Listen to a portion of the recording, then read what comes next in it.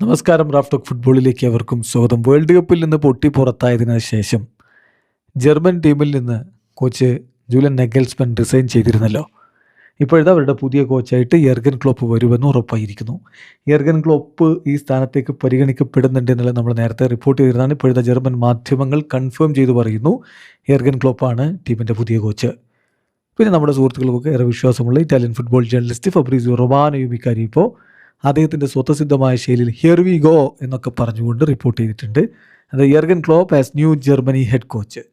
ജർമ്മനിയുടെ പുതിയ head കോച്ചായിട്ട് Jurgen Klopp വരുന്നു. ക്ലോപ്പ് ഈ ടീമിനെ ഏറ്റെടുക്കാൻ തയ്യാറായിട്ടുണ്ട്. ലോങ് ടേം കോൺട്രാക്ട് ഡീറ്റെയിൽസും പ്രൊജക്റ്റ് ഡീറ്റെയിൽസും അതുപോലെ തന്നെ ഇപ്പോൾ അദ്ദേഹം റെഡ് ബുൾ സാൽസ്ബർഗിനെ സപ്പോർട്ട് ചെയ്യുന്നുണ്ട്. അപ്പോൾ അതിൽ നിന്നുള്ള ഒരു പടിയിറക്കം എങ്ങനെയാണ്, ഈ കാര്യങ്ങളൊക്കെ ഇപ്പോഴും ഡിസ്കസ് ചെയ്യുകയാണ്.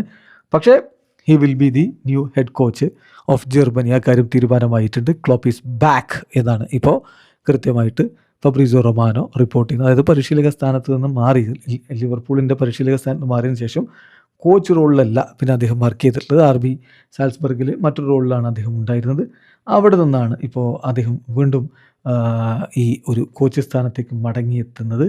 എന്തായാലും റെഡ് ബുള്ളിൻ്റെ ഗ്ലോബൽ ഫുട്ബോൾ ഹെഡായിട്ടാണ് അദ്ദേഹം ഇപ്പോൾ വർക്ക് ചെയ്തുകൊണ്ടിരുന്നത്. അവിടെ നിന്ന് അദ്ദേഹം വീണ്ടും കോച്ചായിട്ട് മടങ്ങിയെത്താൻ വേണ്ടി പോകുന്നു.